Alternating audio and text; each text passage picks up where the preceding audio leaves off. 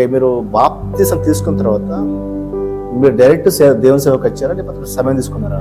అబ్బే లేదండి, పాస్టర్ గారికి నేను రైట్ హ్యాండ్ కొండువని, పాస్టర్ గారికి రైట్ హ్యాండ్ కొండువని పాస్టర్ గారు కొన్ని కరపాత్రలు ఇచ్చేవారు. ఇన్ని కరపాత్రలు ఇచ్చేవారు, బుక్స్ ఇచ్చేవారు. బుక్స్ ఇచ్చి ఇద్దరిద్దరిని పంపించేటోళ్ళు కాలనీలకి. ఆ సేవకుని ఏం పేరు? సుదర్శన్ రావు గారు. సుదర్శన్ రావు మీ పేరే? మా పేరేనా? సుదర్శన్ రావు గారు. ఓకే. ఆయన కంఠస్వరం కూడా ఘంటసాల స్వరంలా ఉండేది. ఓకే. సుదర్శన్ రావు గారు. అప్పట్లో మీరు వాళ్ళతో ఉంటే కరపత్ర పంచేవారు. పాస్టర్ మాత్రం రారు, వచ్చేసి మీరే వెళ్ళేవారు. ఇద్దరిద్దరు ఒక మగ ఒక ఆడ. Who those are interested to distribute the tracks.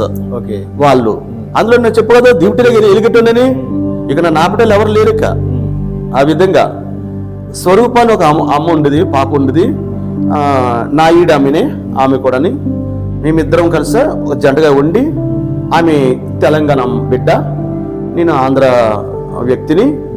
అయితే నాకు తెలంగాణ యాస భాష నాకు అప్పటికి అర్థం కాలేదు నాకు. ఎందుకంటే నేను రాను ఎప్పుడైతే నేను కవర్ కూడా ఇచ్చానో ఒక వ్యక్తి నువ్వు అలియాబాద్ వెళ్ళు అక్కడ జాబ్ ఇప్పిస్తానికి అన్నాడండి. అలియాబాద్ వెళ్ళాను. అలియాబాద్ అంటే సమీర్పేట తర్వాత, షామీర్పేట తర్వాత, అది ఇంకా కుగ్రామం. ఇంకా భాష ఎట్లా చూడండి, ఇంకా మన హైదరాబాద్ లో మాట్లాడుకున్న భాష కంటే ఇంకా దారుణంగా ఉంటుంది. అది దారుణం అంటే ఖచ్చితమైన పక్క తెలంగాణ ఉంటుంది, మాస్లో ఉంటుంది. అది ఇక తోలుకురా అనే మాట తీసుకురా ఏంది మా వైపు అయితే ఆ బర్రెలను తోలుకురా అనువను ఏంట్రా నువ్వు అని తోలుకురా అంటున్నారు అన్నట్టు ఉండేది మాట. ఆ తర్వాత అప్పుడు నాకు ఆ భాష అంటే ఒక ఇరిటేషన్ గా ఉండేది. ఇప్పుడు మా ఆంధ్ర భాష అంటే నాకు ఇరిటేషన్ గా ఉంటుంది. ఓకే.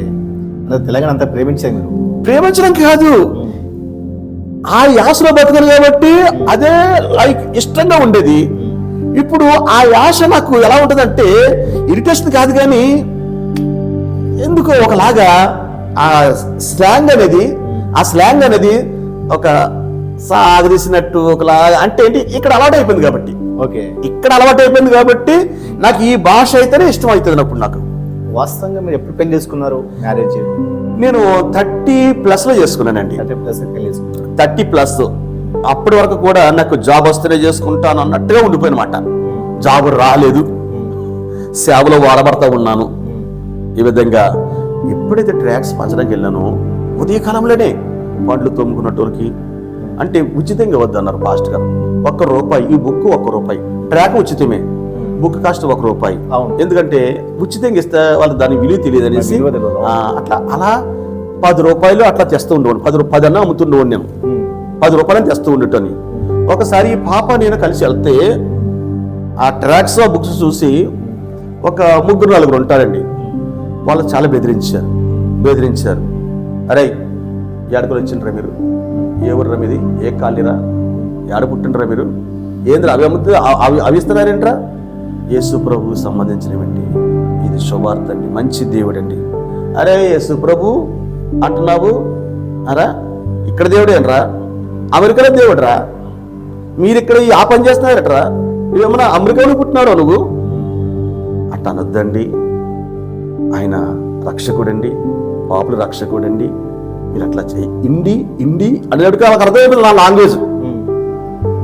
వీడు ఇక్కడోడు గదుడు అని ఏం రాను మాకే నీతులు చెప్తున్నావు బే అనేసి ఎదురు పొంగితే వీటి మీద పట్ట 3 దరువులు వేసేటప్పటికి నా కర్రలు బయర్లు కానీ భూకంపొచ్చినట్టయింది.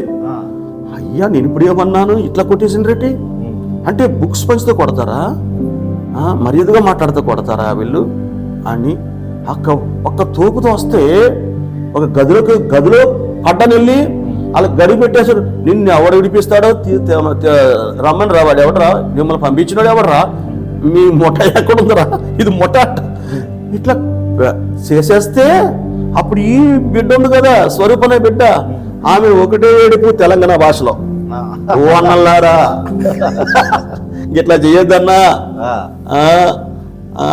పాపం ఆయనకి కొత్త, ఆయనకి ఏమి తెలియదు, నేను ఏడు బిడ్డని మీరు ఇట్లా చేస్తారా?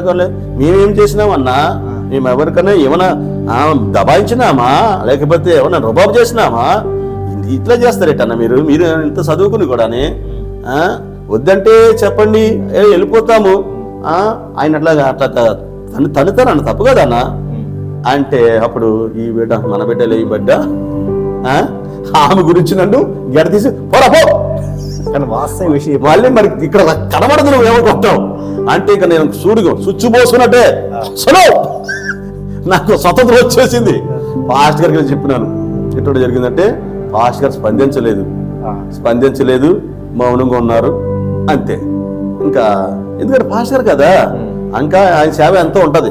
ఇలాంటి వాటిని కలిగించుకోరు కదా, వాళ్ళకి ఈ అనుభవాన్ని వాళ్ళకి ముందే తెలుసు. అవును ఏమండి చెప్పండి. ఇక్కడ వాస్తవ విషయం ఏంటంటే, ఇక్కడ తెలంగాణ కాదు కానీ తెలంగాణలో రోషం ఎక్కువ ఉంటుంది, పట్టుదల ఎక్కువ ఉంటుంది. ఏదైనా కానీ ఎదిరించే మాట్లాడే కెపాసిటీ ఉంటుంది. అంటే మీరు గమనించలేరు, మీరు హిస్టరీ మొత్తం చూడండి, తెలంగాణ వాళ్ళకి ఎదిరించాలంటే చాలా ధైర్యవంతుడు ఉన్నవాడు, ధైర్యవంతుడు ఉండాలి. కరెక్ట్ అండి. కాబట్టి ఆ అనుభవం ఎక్కువ ఉందని అనుకుంటున్నాను ఆల్మోస్ట్. అవునండి. కానీ మీరు పెళ్లి ఎలా చేసుకున్నారు అక్కడికి, అంటే ఎలా పరిచయం ఏర్పడింది? ఆ తర్వాత నేను చాలా కంపెనీలో పనిచేసినానండి. తర్వాత నాకు ఇక్కడ బాప్తిజం తీసుకోగానే నాకు జాబ్స్ ఆఫర్లు చాలా వచ్చినాయి.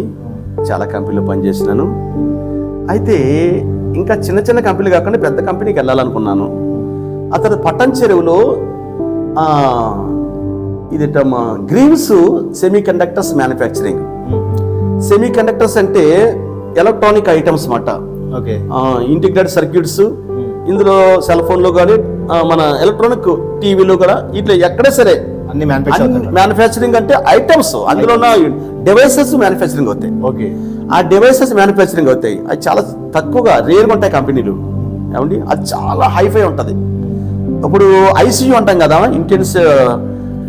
ఇంటెన్సివ్ కేర్ యూనిట్ ఉంటుంది కదా, అంటే డాక్టర్స్ సేమ్ ఆ యొక్క లోపల అట్మాస్ఫియర్ ఎట్లా ఉంటుందో ఈ కంపెనీ అట్మాస్ఫియర్ అట్లా ఉంటుంది అనమాట. Same as like as. వాళ్ళు వ్యాపారం వేసుకుంటారు, మేము అలా బ్లూ వ్యాపారం వేసుకోవాలా, క్యాప్స్ పెట్టుకోవాలి, గ్లౌస్ ఉండాలా. చూడండి ఎంత క్లీన్ అండ్ నీట్గా ఉంటుందో. మా ఫ్లోర్ లో కూడా మా ముఖం కనిపిస్తుంది. బాత్రూమ్లకు వెళ్ళినా కూడా అక్కడ ఇస్త్రీ పెట్టుకుని భోజనం చేయొచ్చు, అంత క్లీన్గా ఉంటుంది. అంత బయట లైటింగ్ లోపల రాదు, సంబంధం లేదు. బయట లైటింగ్ తో కానీ బయట ఎయిర్ పార్టికల్స్ తో సంబంధం లేదు. ఈ రూమ్ లో ఎన్ని ఎయిర్ పార్టికల్స్ ఉన్నాయో కౌంటింగ్ చేస్తామట. 10 lakhs ఉన్నాయి ఈ రౌండ్ లో. ఈ రూమ్ లో 10 lakhs డస్ట్ పార్టికల్స్ ఉన్నాయి. చూడండి, ఇందులో ఇక్కడ ఎన్ని డస్ట్ పార్టికల్స్ మనం కౌంట్ చేయగలుగుతామా? అక్కడ మిషన్ ఉంటుంది ఇక్కడ, అలా మెయింటైన్ చేయాల. అంత చాలా సెన్సిటివ్ మాట ఈ యొక్క డివైసెస్. అందులో ఉన్న చిప్పు మన కంటికి కనిపించదు, అది మానిటరింగ్ లో తెలుస్తుంది. ఆ టీవీలో దాన్ని ఎవరు సోల్డరింగ్ చేయలేరు, అది మిషనే సోల్డరింగ్ చేస్తుంది. ఆ చిప్పే కనిపించదు, అందులో సర్క్యూట్ ఉంటుంది. అందులో వాడే థ్రెడ్ కూడా గోల్డెన్ థ్రెడ్స్, సిల్వర్ థ్రెడ్స్. ఆ థ్రెడ్ కూడా మనకు కనిపించదు. థ్రెడ్ అలా సాగిస్తుంకో నువ్వు అలా పోతుంటావు, ఎందుకంటే కంటి కనిపించదు. అది అంత మైక్రోన్స్ ఉంటాయి అన్నమాట అవి. అట్లాంటి దాంట్లో పనిచేసినమాట. కొంచెం ఫాస్ట్ నడిచాం అనుకోండి, ఎలక్ట్రోమాగ్నెటిక్ ఫీల్డ్ ఇండ్యూస్ అయ్యి అవి కాలిపోతాయి. చూడండి, వాటిని కట్ చేసేటప్పుడు కూడా కంటి కనిపించదు కదా. చలో అంటే అది డైమండ్స్ అంటే పొడి. ఆ డైమండ్స్ పొడితో నీళ్ళలో పెట్టి, నీళ్ళు అది లిక్విడ్ ఏందో మొత్తం మీద ఆ రంపం కూడా సౌండ్ రాదు, చాలా ఫాస్ట్ తిరుగుతుంది. అది సౌండ్ అలా కట్ చేస్తుంది. అది అవన్నీ కట్ చేసావు ఇట్లా ఉంటుంది అన్నమాట. ఇట్లా ఉన్నారు కనబడుతుంది మంచిగానే, చాలా నంబర్ ఆఫ్ ఉంటాయి కాబట్టి ఒక్కటి చేస్తే కనబడదు. అది పికప్ చేసుకోండి, ఏది కంప్యూటర్ పికప్ చేసుకుంటే వాటిని సాల్వింగ్ చేయడానికి. అలాంటి దాంట్లో నేను వర్క్ చేశానండి. అది సింగపూర్ కొలాబరేటర్ కంపెనీది. అది గ్రీవ్స్ అన్నాను కదా, అది టీమ్ ఏషియా వాళ్ళు కొనుక్కున్నారన్నమాట. అది సింగపూర్ మలేషియా వాళ్ళు. అప్పుడు నన్ను ఇంటర్వ్యూ పిలిచారు. ఇంటర్వ్యూ పిలిస్తే సెలెక్ట్ అయ్యాను. మంచిగా వర్క్ చేస్తున్నాను, బాగున్నది, అంత లైఫ్ బాగుంది. అయితే అనుకోకుండానే అది షిఫ్ట్ అవుతుంది ఎక్కడికి సింగపూర్ మలేషియా. అందుకని లాక్అవుట్ చేశారు. వస్తే సింగపూర్ రావచ్చు, లేకపోతే మలేషియా వెళ్ళొచ్చు. సో మీదే చాయిస్. చాయిస్. అప్పుడు నాకు ఎటువంటి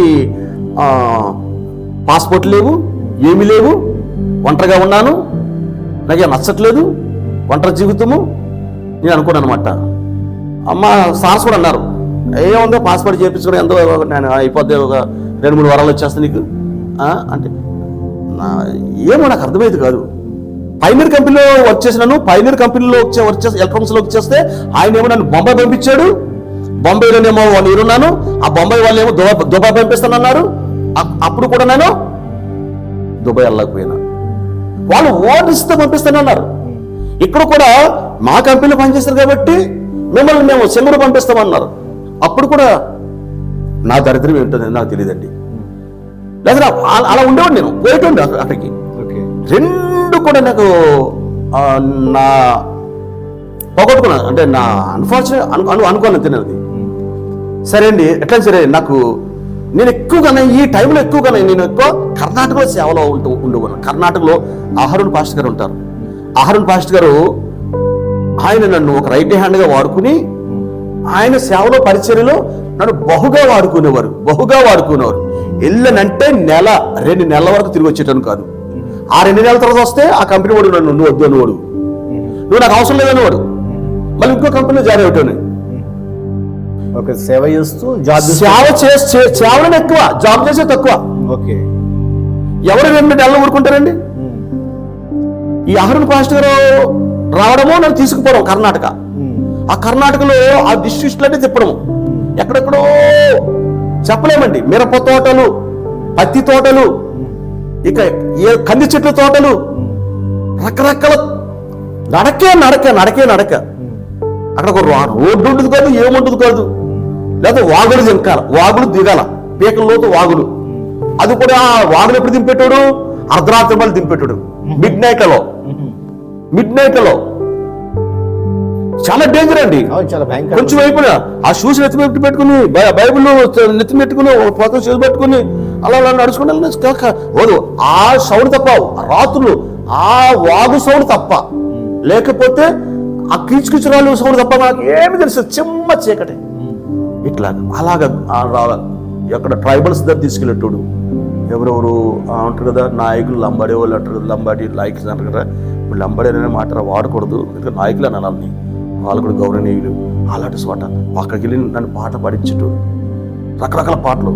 సృష్టిని చూడన్నా అది ఎంతో బాగుంది, అలాంటి పాటలు మాట. ఏదో పాట చాలా బాగుండేలేండి పాటలు. ఎవరు చేసిరి అది ఎలా కలిగను, చిత్రం ఎంతో చిత్రము. ఇలాంటి పాటలు పాడుతుంటే వాళ్ళు చాలా డ్యాన్స్ వేసుకుంటూ పాడేటోని, వాళ్ళు మైమరిచి వింటూ ఉండేవారు. అప్పుడు నేను సువార్త వాక్యం చెప్పేటోడు. ఈ విధంగా చాలానండి. అసలు ఆ ఏరియా రిమోట్ ఏరియాలాగే ఒక కర్ణాటక ఏరియా అంటే, నేను ఆ సందర్భంలో 1994-95 సమయంలో ఒక రిమోట్ ఏరియా లాంటిది అది. అసలు క్రిస్టియన్స్ అంటే పడేది కదా అక్కడ వాళ్ళకి. అటువంటి చోట్ల కూడా నేను ఈయనతో పాటు కలిసి సేవ చేస్తాను. రాత్రనక పగలనక ఎక్కడెక్కడో రాత్రులు అర్ధరాత్రి ఆ మిడ్ నైట్లలో లారీలు ఎక్కి, ఆ వ్యాన్లు ఎక్కి, బస్సులు ఇంటికి రావాల్సి వస్తుండేది. అలా చేసేటోళ్ళము. కానీ వాస్తవంగా విషయం ఏంటంటే, ఇక్కడ ఇప్పుడు మీరు చెప్తున్నట్టు విధానంలో ఇక్కడ 2 మిస్ అయ్యారు. ఏం మిస్ అయ్యారంటే, మీకు వివాహం గురించి చెప్పలేకపోయారు. అదండి. ఓకే అండి. అంటే ఎలా వివాహం చేసుకున్నారు? అంటే ఇప్పుడు మీరేమో ఆంధ్ర. అవునండి. మా సిస్టర్ గారు ఏమో తెలంగాణ. సరే అండి. ఎలా పరిచయం ఏర్పడింది? అదే ఎలా పెళ్లి చేసుకున్నారు? సరే అండి. అంటే పెళ్లి చేసుకోవడానికి ఏమైనా సేవకులు ప్రోత్సహించారా, లేకపోతే దేవుడే మీకు ప్రేరేపించాడా? చెప్తాను సార్. మంచి ప్రశ్న వేశారు. ఈ విధంగా నేను సేవలో వాడబడుతున్న సమయంలో నేను పక్కనే నేను కంపెనీలో సరిగ్గా పని చేయలేకపోతున్నాను. నన్ను ఏ కంపెనీ వద్దంటుంది, తీసేస్తుంది. మళ్ళీ ఇంకో కంపెనీలో జాయిన్ అవుతున్నాను. ఆ ఉద్దేశంలో అన్నయ్య నా బ్రతుకంతా బరబాదు చేసినావు నువ్వు, అర్థమైందా? నీ కూడా తిప్పుకుంటూ అటు జాబు చేయనీయకుండా, నా చదువు నాకున్న చదువు ఆ డిగ్రీ వాడుకోనీయకుండా నువ్వు తిప్పుకుంటూ నన్ను వాడుకుంటున్నా తప్ప నాకేమైనా ఉపకారం చేసినావా, ప్రయోగం చేసినావా? అరే నువ్వు దేవుని సేవలో వాడబడమే గొప్పరా నాయనా. అంటాడు. నాకు అక్కర్లేదు, నా దేవుడు గొప్పద్దు ఏ గొప్పద్దు, నాకు ఏమన్నా చేసినావు నువ్వు అంటే ఇప్పుడు మా వదిన అంది కదా, పాపం మీ మాట గౌరవించి మీరు పిలవగానే చిట్టుకుని వచ్చి వెళ్ళిపోతానని నెలలు ఉంచుకుంటున్నారు మీరు. ఏమండి అతనికి ఏమి ఇష్టమో ఏంటో ఆయన అవసరం తీర్చండి అంటే, చెప్పరా నీకేం కాదు చెప్పు అంటే, నన్ను మద్రాసు పంపించు, చెన్నై పంపించు, అక్కడ నేను సినిమా పాటలు పాడుకుంటా అన్నానండి. ఎందుకంటే ఆయనకి మ్యూజిక్ డైరెక్టర్స్ బాగా పరిచయం. వాళ్ళతో పాటు ఆయన ఉన్న చోట వాళ్ళ సువార్త ప్రకటిస్తూ వాళ్ళని మంచిగా ఆత్మీయంగా వాళ్ళని ప్రోత్సహించాడు. అప్పుడు అక్కడి నుంచి చెన్నై వచ్చి వాళ్ళు బాగా డెవలప్ అయిపోయారు. పంపించు అంటే ఫోన్ చేశాడు ఎంఎం కీరవానికి వాళ్ళ డాడీకి ఫోన్ చేశారు. పాస్టర్ గారు వందనాలు చెప్పండి పాస్టర్ గారు ఫోన్ చేశారు అంటే, ఇలాగ మా తమ్ముడు చిట్టుబాబు మీ దగ్గరకు వస్తున్నాడు, మీరు అతనికి ఏదైనా దారి చూపించండి, మంచి మెలోడీ సింగరు. అక్కడ నేను ఏమడలేకపోయాను, అక్కడ వాతావరణం బట్టి వాళ్ళకు ఉన్నటువంటి అట్మాస్ఫియర్ని బట్టి మరి నేను అక్కడ ఎక్కువ రోజులు ఉండలేకపోయాను. వారికి నమస్కారం పెట్టి నేను వెళ్ళిపోతానంటే, ఎందుకయ్యా నిన్నే కదా కలిసారు మీరు, ఆయన తిరుపతి వెళ్తున్నారు కదా, వచ్చినాక నేను మాట్లాడతాను, అంతవరకు వెయిట్ చేయమని చెప్పండి అని నిన్నే కదా మాట్లాడారు. శ్రీలేఖ కూడా మీతో మంచిగానే చక్కగా హానరబుల్గా ఉంది కదా, నువ్వంటే నువ్వు పాడిన పాటలు కూడా విన్నది కదా, నేను కూడా విన్నాను కదా, నీకు మంచి లైఫ్ ఉంటుంది ఇక్కడే ఉండి అంటే, అక్కడ వాతావరణం నేను దేవుని పెట్టను, అక్కడ అటువంటి స్పిరిట్ నాకు కనబడలేదు. నాకు ఆ స్పిరిట్ కనబడకపోయేటప్పటికి అమ్మో నేను ఇక్కడ ఉండలేని మనుషుల మధ్య అనేసి నేను వచ్చేసేటప్పుడు నాకు కొన్ని బహుమానం ఇచ్చి, నువ్వు మళ్ళీ మనసు మార్చుకుని రా అని చెప్పారు. మనసు మార్చుకుని రా అంటే నేను మా ఇక్కడ రాకుండా ఇక్కడ వెళ్ళిపోయాను కదా, నేను హైదరాబాద్ నుంచి ఇక్కడ ఎవరు లేరనేసి ఎప్పుడైతే మా ఊరు వెళ్ళిపోయానో అక్కడ చిన్నపిల్లల మినిస్ట్రీ స్టార్ట్ చేసిన, చిల్డ్రన్ మినిస్ట్రీ స్టార్ట్ చేసిన. ఒక 3 years అక్కడ ఉన్నాను మా ఊర్లో. ఒక స్కూల్లో టీచర్గా జాయిన్ అయ్యా, ఒక స్కూల్లో. ఆ క్రమంలో అక్కడ ఒక సర్వీసింగ్ సెంటర్ పెట్టా. ఒక పక్కన ట్యూషన్స్, ఉదయం ట్యూషన్, సాయంకాలం ట్యూషన్. ఇక్కడ నా దగ్గర డబ్బు ఉండేది, మస్తు సంపాదిస్తుండటని. ఒక RRB ఎగ్జామ్ రాయడానికి వచ్చాను. ఎక్కడికి? హైదరాబాద్ వచ్చాను. ఇక మా సంఘాన్ని విడిచిపెట్టాను. ఎక్కడ? పట్టణ చెరువులో నేను జాబ్ చేస్తున్నాను కదా, అక్కడ గుల్లపల్లి మజూష్ చౌదరి గారు స్థాపించినటువంటి ఏదో ఆ సంఘం పేరేంటి, మరణాథ విశ్వాస సంఘంలో భాస్కర్ పాస్టర్ గారు ఉండేవారు అన్నమాట. ఆ భాస్కర్ పాస్టర్ గారు కూడా చాలా ప్రేమిస్తుండేవారు. నాకు కూడా చాలా ఆపర్చునిటీ ఇస్తుండేవారు. నేను సింగింగ్ లో నన్ను బాగా వాడుకునేవారు. ఆయన సువార్త ఎక్కడికి వెళ్తా కూడా తీసుకెళ్తూ ఉండేవారు ప్రార్థించడానికి. సరే ఆయన వెళ్ళొద్దనే సరే వచ్చేసినాం. ఎగ్జామ్ అడిగి వచ్చాను. అమ్మా నేను సాటర్డే బయలుదేరుతున్నాను, సండే ఎగ్జామ్ ఉంటుంది నాకు, మండే వచ్చేస్తాను చెప్పారు మా అమ్మకి. ఒక్క వేసుకున్న బట్టలు ఆ ఎగ్జామ్ రాయడానికి మార్చుకోవడం బట్టలు, అంతే ఇంకేమీ లేదు. అక్కడ ట్యూషన్స్ ఉన్నాయి, స్కూల్ ఉంది, మరి సర్వీస్ సెంటర్ ఉంది, ఇన్ని ఉన్నాయి నాకు. అక్కడ పోవాలంటే నేను పాస్ట్ గారిని కలిసి వెళ్దాం. ఆయన నన్ను ఎంతో ప్రేమించాడు. పాస్టర్ అని ఎగ్జామ్ రాసి పాస్టర్ గారి దగ్గరికి వచ్చాను. పాస్టర్ గారు వాళ్ళ ఇంట్లో భోజనం పెట్టి నాకు భోజనం చేస్తున్న సమయంలో, ఎందుకు నాయన చిట్టుబాబు, ఎందుకు వెళ్తున్నావు నాయన, ఇక్కడే బాగుంది కదా నీకు, ఇక్కడే ఉండు బాబు, ఇక్కడే ఒక అమ్మాయిని చూసి నీకు పెళ్లి చేస్తున్నానా, ఇక్కడే మాతో పాటు ఉంటున్నానా అని నన్ను భోజనం చేస్తున్నాడు అడిగారన్నమాట. అంటే ఎప్పుడే ఉన్నాను.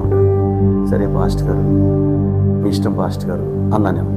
అంతే వెంటనే వాళ్ళకు ఉన్నటువంటి రిలేషన్స్లో ఈ విధంగా ఎవరైనా మరి చూడండి చిట్టుబాబు మనతో ఉంటానంటున్నాడు, వివాహానికి ఎవరు ఉన్నట్టు. ఎందుకండి మన శోభా సిస్టర్ ఉన్నారు కదా, శోభా సిస్టర్ వాళ్ళ చెల్లెలు సింగపూర్లో ఉండేది కదా, సింగపూర్ నుంచి వచ్చారండి, ఇక్కడే ఉన్నారండి, వాళ్ళని అడిగి చూద్దామండి. మరి వాళ్ళకి ఈ విధంగా మరి ఆంధ్ర అబ్బాయి కదా, ఒకవేళ ఆయన వాళ్ళ యాక్సెప్ట్ చేస్తారో లేదో మరి. మరి అది కూడా వాళ్ళ ఫ్యామిలీ కూడా హైఫై ఫ్యామిలీ. ఈ విధంగా మరి మన చిట్టుబాబు ఏమో వాళ్ళ బ్యాక్గ్రౌండ్ మనకు తెలియదు, మనకు తెలియదు వాళ్ళ బ్యాక్గ్రౌండ్ ఏంటో. ఈ విధంగా మరి అక్కడ అట్మాస్ఫియర్ ఇక్కడ షూట్ అవుతలేదమ్మా, అడిగి చూద్దాం మామూలుగా అన్నట్టంటే పాస్టర్ నేను వాళ్ళని తీసుకెళ్తాను నిన్ను అన్నారు. నాకు బట్టలు లేవన్నాను. నేను బట్టలే తీసుకోలేదంటే అప్పుడు ఆయన ప్యాంటు ఆయన షర్టు ఇచ్చి వేసుకో అని చెప్పారు. ఆయన ప్యాంటు ఆయన షర్ట్ వేసుకున్నాను నేను. ఏమండి చూడండి మరి నా పరిస్థితి అప్పుడు అట్లా ఉందో. అప్పుడు ఆయన బండి మీద తీసుకెళ్ళాడు. ఓకే, బండి మీద తీసుకెళ్ళాడు. బండి మీద తీసుకెళ్తే వీళ్ళింటికి వెళ్ళామండి. వచ్చారు, నన్ను చూశారు. నన్ను చూసి అప్పుడు కూర్చున్నాము. అమ్మా ఈయన పేరు చిట్టుబాబు అమ్మ, మన సంఘంలో మంచిగా వాడబడేవాడు, మంచి బిడ్డ మీన, మరి ఇట్లా ఇస్తే ముందు కదా ఆమె కానీ ఇష్టపడతాం కదా పెళ్లి చేద్దాం మనం అన్నారు. అంటే వీళ్ళు అక్క చెల్లెలు ఇద్దరు నిలబడ్డారు. వాళ్ళు అవునని కానీ కాదని కానీ చెప్పలేదు. వీళ్ళు ఏమి చెప్పలేదండి. చూసారు ఎంత మామూలుగా. అప్పుడు చూసారు కదా మంచి సింగరమ్మ, మంచి పాటలు పాడతాడమ్మా అంటే వీళ్ళ అక్కయ్య గారే ధైర్యం చేసి ఒక పాట పాడమనండి అన్నారన్నమాట. అప్పుడు ఏ పాట పాడారు మీరు?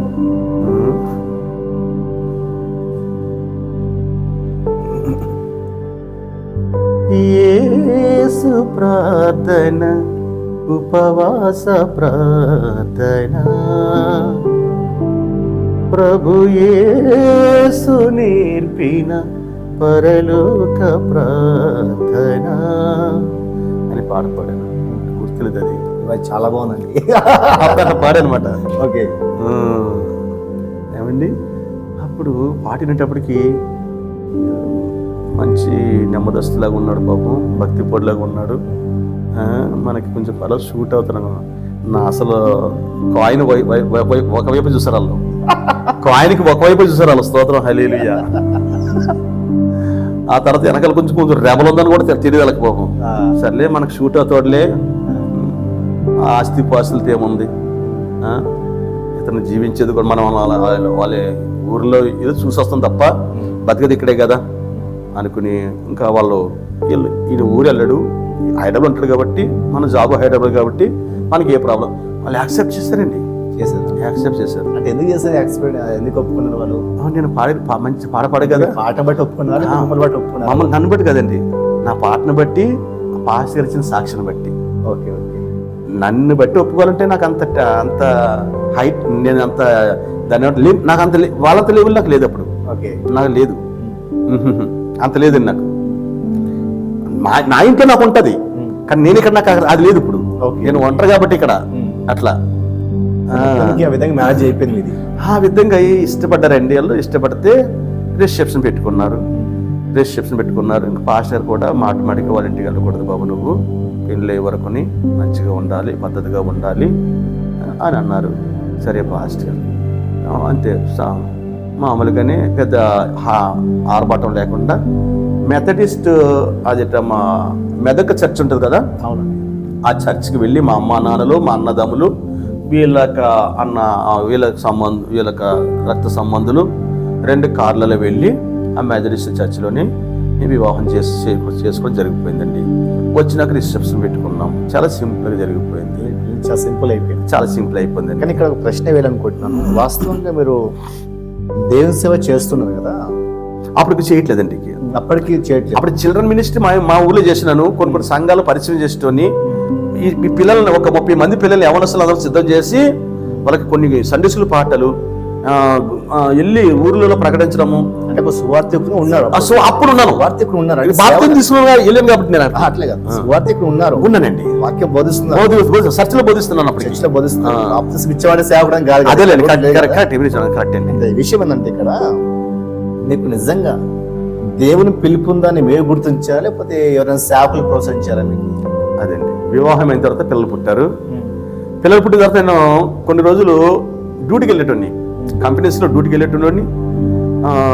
ఒక పిల్లలు పుట్టిన ఒక 5 సంవత్సరాల వరకు 4 సంవత్సరాలు డ్యూటీ చేసినానండి. ఇంకా పిల్లల వల్ల డ్యూటీ మానేసినాను. ఇంకా మా బాబు పుట్టాడు, డ్యూటీకి వెళ్తుండేవాడిని. మళ్ళీ మా బాబు పుట్టింది, ఇక ఇద్దరు అయ్యారు. ఇప్పుడు ఆ ఇద్దరిని బట్టి నేను డ్యూటీ మానేవలసి వచ్చింది. ఎందుకంటే వీళ్ళ అక్క గవర్నమెంట్ జాబే, వాళ్ళ అక్క బిడ్డలు కూడా మరి స్కూల్స్ కాలేజీలకు వెళ్తుంటారు, ఇంట్లో ఎవరు ఉండరు, ఈమె డ్యూటీకి పోతుంది. మరి పిల్లల సంగతి ఎట్లా? వాళ్ళకి ఆలన పాలన చూసుకోవాలి కదా. అప్పుడు నేనే ఒక సంవత్సరం అయితే మా ఊరు నుంచి వచ్చారు, మా అమ్మ ఉన్నది ఒక సంవత్సరం, తర్వాత మా తమ్ముడు భార్య ఉన్నది. ఆ విధంగా మేనేజ్ అయిపోయేది. వాళ్ళు ఇంకా ఎప్పుడు కొంటారు కదా అలా, ఇంకా నేనే అయిపోయాను. ఇంకా వాళ్ళని చూసుకోవాల్సిన బాధ్యత నాకు వచ్చింది. మా భార్యను డ్యూటీ పంపించడము, తీసుకురావడము, పికప్ చేసుకోవడము, బస్ ఎక్కించడము, ఇవి అయి సరిపోయింది. ఆ తర్వాత మేము ఇక్కడ ఇవి చాలా దూరం అయిపోతుంది. పట్టంచర్ నుంచి ఇక్కడికి రావడం, సికింద్రాబాద్ గాంధీ హాస్పిటల్ రావడం. అందుకని ఇక్కడి నుంచి ప్లేస్ చేంజ్ చేద్దాం, నాకు కూడా దగ్గరగా ఉంటుంది అని చెప్పి ఉప్పులు వచ్చానండి. ఉప్పులు వచ్చాం. అప్పటికి నేను బాప్తిసం పొందుకున్నాను, పెండ్లి అయిపోయింది. ఆ పెండ్లి ద్వారా నాకు చాలా మంది పొలిటికల్ లీడర్స్, సర్పంచెస్, ఎమ్మెల్యేలు, కార్పొరేటర్లు వీళ్ళందరూ పరిచయం అయ్యారు. ఈమె పెళ్లి చేసుకున్న తర్వాత ఆ పెళ్లిలోనే పరిచయం అయ్యారు నాకు. ఆ పెళ్లిలో పరిచయం కాస్త ఎలా అయిపోయిందంటే బాగా క్లోజ్ అయిపోయింది అనమాట. బాండింగ్ బాగా అయిపోయింది వాళ్ళతో నాకు. బాండింగ్ బాగా అయిపోయినప్పటికీ ఇక చూసుకోండి, వాళ్ళు తినేది, వాళ్ళు తాగేది లోకానుసారంగా అయిపోయింది. ఆ రీతిగా ఒకసారి మేము భార్యాభర్తలము మా ఇంట్లో ఉండగా ఒక దైవ సేవకుడు వచ్చారు మా ఇంటికి. ఆయన పేరు ఎలిషా పాస్టర్ గారు. ఆయన మీరు ఎలగూడలో ఉంటారు ఇప్పుడు, అంతకుముందు దాని ఊరు అంటారు మాచర్లలో ఉండేవారు. ఆయన కొత్తగా పరిచయం అయ్యారు. మా ఇంటికి వస్తూ రాగానే ఆయన, నేను దేవుని సేవకు పిలుస్తున్నారు బ్రదర్ అని చెప్పారు. అంటే ప్రవచించారు. ఓకే, దేవుని సేవకు పిలుస్తున్నారు, మీరు మిమ్మల్ని దేవుని సేవకు ఎన్నుకున్నారు, ఏర్పరచుకున్నారు, దేవుని చిత్తం మీ పట్ల ఉంది అన్నారు. నేను అనుకున్నాను, వచ్చిన వారు ప్రార్థన చేసి ఇంత కానుకో, ఇంత ఛాయో తాగిపోవాలి, కానీ ఇట్లాంటి మాటలు మాట్లాడతారు ఎందుకు, ఏం పని లేదు వాళ్ళకి అంటే దేవుని సేవ చేయడానికి ఇంత చదువుకున్నాం మనము అని నా మనసులో ఫీలింగ్. అట్లా అంత టైం వేస్ట్ చేసుకుని, అన్ని డబ్బులు ఖర్చు పెట్టుకుని, ఇన్ని ఇంజనీర్లు చేసి దేవుని సేవ చేయడం ఏంటి అని ఒకలాంటి ఆయన మీద వచ్చినట్టు వచ్చి చక్కగా ప్రార్థించి పోవాలి అంతే. మరి ఏమి ఇట్లాంటి చేయొద్దు మనసులో అనుకోండి అనమాట. ఆ తర్వాత ఎట్టకేలకు మేము హైదరాబాద్ చేసాం. హైదరాబాద్ రావడానికి కారణం ఉంది, దేవుడి యొక్క దర్శనాలు. నా దర్శనం ఎలా గుర్తుపెట్టాడు? దర్శనం వచ్చింది కళల ద్వారా మాట్లాడుతున్నాడు. నువ్వు రక్షించబడిన వాడువు, గొర్రెపిల్ల రక్తంలో కడగబడిన వాడువు, నువ్వు పవిత్రుడువు, పరిశుద్ధుడువు, నీ రక్షణను నువ్వు పాడు చేసుకుంటున్నావు, నీ మీద అభిషేకం నువ్వు పాడు చేసుకుంటున్నావు. దేవుడు కళతో మాట్లాడుతున్నాడు. నాకు వివాహం అవుతుంటే చాలా గ్రాండ్ గా జరుగుతుంది. ఓ మండిలు ఓ పొంగిపోతున్నాయి ఆహారము, చాలా మంది వచ్చేస్తున్నారు నా వివాహానికి చాలా వస్తున్నట్టే. నేనేం చేసినంటే ఆ మండిల నుంచి పొంగిపోతున్నటువంటి ఆహారము ఒక డ్రైనేజ్ లో పోతుంది, ఆ డ్రైనేజ్ లో తాగుతున్నాను నేను. నా పెళ్లి, నా వివాహము అవి నేను వడ్డించవలసినవి, నేను గెస్ట్లకు ఇవ్వాల్సినటువంటి విందుని అది డ్రైనేజ్ లో పోతుంటే డ్రైనేజ్ తాగుతున్నాను నేను. నువ్వు తాగుతున్నది ఇదే. వచ్చేస్తున్నారు మంచి షూటు బూట్లు చాలా మంది వచ్చేస్తున్నారు. నేను దిగంబరిగా ఉన్నాను. కనబడుతుంది. నాకు బట్టలు లేవు, నా పెళ్లి వస్త్రాలు లేవు, ఏ బట్టలు లేవు. అయ్యో అందరూ మంచి వస్త్రాలతో బట్టలతో ఉన్నారు, నేనేంటి దిగంబరం? నేను దాక్కుంటున్నాను. నీ బ్రతుకిదే. మరలా నువ్వు మారు మనం పొందావా సరే, లేకపోతే నీ యొక్క దీపస్తంభము తీసేస్తాను. ఆ విధంగా మీ దర్శనం బట్టి మీరు హైదరాబాద్ వస్తూ వచ్చారు. అయ్యో మనం ఇక్కడ ఉండొద్దు, నన్ను ఇక్కడ నెమ్మది ఉంచట్లేదు, నేను వెళ్ళకపోతే నా కార్లు వచ్చేస్తాను, ఇంటికి లాక్కెళ్ళిపోతున్నారు. అనిల్ కుమార్ గారి దగ్గర సోమాజిగూడలు, ఆ కీర్తి జ్యువెలర్స్ ఆ లోపలికి వెళ్తే డి ఎన్క్లేవ్ ఉంటది, అక్కడ మోకాళ్ళ మీద గంటల గంటల ప్రార్థన చేసేటోళ్ళము. వైఎస్ రాజశేఖర గారు అప్పుడు ఆ మినిస్టర్గా ఉండేవారు, సీఎంగా ఉండేవారు. దాన్ని కూడా మానిపించేశారు వీళ్ళు. అంటే వాస్తవంగా మీరు హైదరాబాద్ కు వచ్చిన తర్వాత సేవ ప్రారంభించారా, అంతకుముందే ప్రారంభించారా? లేదండి, అంతకుముందు అంటే మామూలుగా నేను యూత్ చిల్డ్రన్ ప్రారంభించారు. అలాగా నాకు తెలిసి మీకు వివాహం అయిన తర్వాత, మీరు దర్శనం వచ్చిన తర్వాత, హైదరాబాద్ వచ్చిన తర్వాత సేవకు మీరు ప్రవచించారండి. ఆ ప్రవచన బట్టి మీరు సేవకు రావడం మొదలు పెట్టారు. సేవకు రాదు అప్పుడైతే ఇది ప్రేయర్ వారియర్స్ గా సెలెక్ట్ అయినా నేను. ఓకే, అంటే మీరు జీతానికి 6,000 జీతానికి ప్రేయర్ వారియర్ గా అనిల్ కుమార్ గారు, బ్రదర్ అనిల్ కుమార్ గారు సెలెక్ట్ చేసుకున్నారు. ఎవరిని పడతారు సెలెక్ట్ చేసుకోరు. ఓకే, చాలా ఫిల్టరింగ్ ఉంటది, చూస్తారు, వారి సాక్ష్యం చూస్తారు, వారి ప్రార్థన జీవితం చూస్తారు. చాలా మంది గుట్లు వస్తారు, కానీ సెలెక్ట్ అయిన వాళ్ళు చాలా తక్కువ మంది. అందులో నేను ఒక్కడిని. ఇంతకప్పుడు ఏ సంవత్సరం అది మీరు సెలెక్ట్ అయింది? 2005 అనుకుంటాను. 5-6 అయింది. 5-6 అంది. 5-6 మధ్యలో మీరు జాయిన్ అయ్యారు.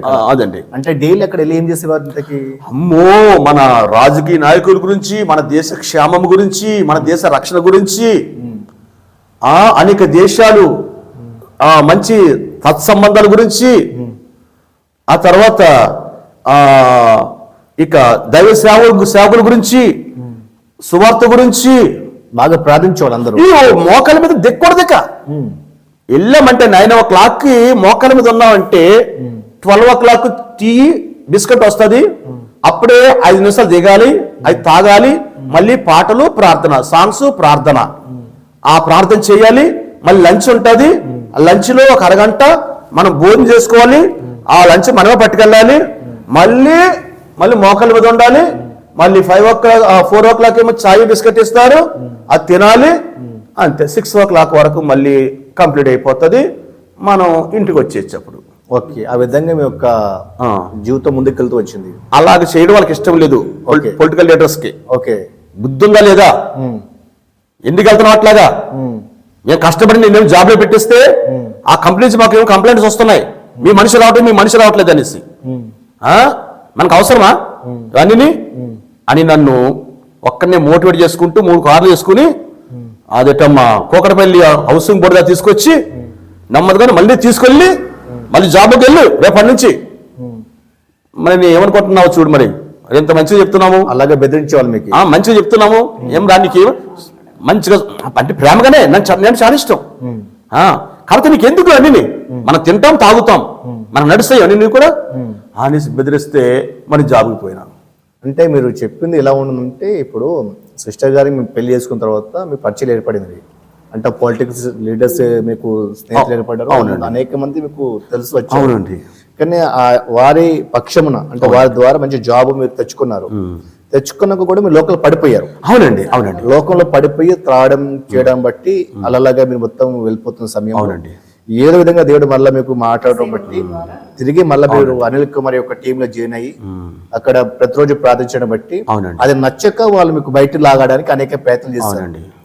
ఏదో విధంగా అయితే మీరు మొత్తానికి దేవుని సేవకు వచ్చారు. దేవుని సేవకు రాకముందు మీరు బాగా బంగారం వేసుకునేవారంటే? అవునండి. అంటే దేవుని సేవకు రాకముందు మా ఇంట్లో బంగారం అంతా నా చదువుకే పెట్టేశారండి. మా ఇంట్లో మాకు బాగా బర్రెలు ఉండేవి, గేదెలు ఉండేవి మంచిగాని. మా నాన్నగారు చాలా బాగా, మా అమ్మకు బంగారం ఉండేది. నా చదువుకే పెట్టేశారు. నేను ఇంటికి వెళ్ళడము, ఏదో ఒక రింగో ఏదో గొలుసో తాకట్టు పెట్టడం, నాకు ఇవ్వడం. నేను ఇంజనీరింగ్ స్టడీ కదా అది. ఈ విధంగా నా ఇంటికి వెళ్ళినాక మా భార్య నాకు మంచిగా వాళ్ళకి నాకు కట్నం ఏమీ నేను అడగలేదు, వాళ్ళు ఇవ్వలేదు నాకు. సరే ఇతనికి ఏమి ఇవ్వలేదులే, మనం ఏం చేయలేకపోయాలే సరేసారు. వాళ్ళు బంగారం మంచిగా రింగ్స్ ఉండేవి, చాలా రింగ్స్ పెట్టుకొని ఎన్నెన్ని పెట్టుకోవచ్చు. నేను అక్కడ రింగ్స్ ఉండి ఎన్నెన్ని పెట్టుకోవచ్చు. నాకు ఆ పొలిటికల్ లీడర్స్కి సరిపడా అంటే తూగేటట్టుగా వాళ్ళకి నేను సమతూకంగా ఉండేటట్లుగా ఈ చేతికి ఒక 3, ఈ చేతికి ఒక 3, ఒక మంచి గొలుసు, బ్రేస్లెట్ వాళ్ళ స్థాయిలో ఉండేటట్టుగా వాళ్ళ స్థాయిలో అది మీరు ఉండాలి కాబట్టి మంచి డ్రెస్ సూపర్ ఉండాలి, దర్జాగా ఉండేవారు. దేవేందర్ రాజు ముదిరాజు గారు, తర్వాత ఈ నందీశ్వర గౌడ్ గారు ఎమ్మెల్యే చేశారు ఒకసారి, గూడెం మహిపాల్ గారు ఎమ్మెల్యే చేశారు. ఇప్పుడు బీజేపీ నాయకులు ఎవరు, ఇప్పుడు అడ్వకేట్ గారు వీళ్ళందరూ మాకు ఇప్పుడు ఎమ్మెల్యేలు కూడా వాళ్ళ షెటిల్ బ్యాటింగ్ ఆడేటోండి నేను అప్పుడు స్నేహితులు కల్చర్లో. ఓకే. వాళ్ళందరూ అప్పుడు ఆ పదం లేరు వాళ్ళు మామూలుగానే చాలా ఫ్రెండ్లీగా ఉండేటోళ్ళము ఒకప్పుడైతే వాళ్ళందరితోని. ఆ స్థితిలో నుంచి దేవుడు బయట లాగాడు. నేనే పంపిస్తున్నాను. ఇక్కడ ఉంటే నేను మీరు అనుకున్నట్టు నేను చేయలేను.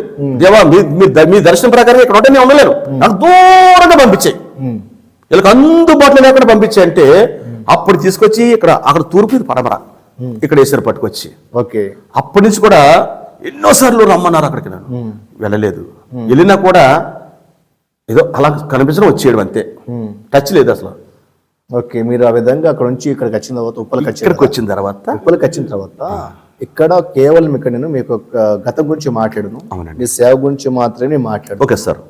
ఇక్కడ మీ సేవకు వచ్చిన తర్వాత మీ సేవ ఎలా ప్రారంభించారు?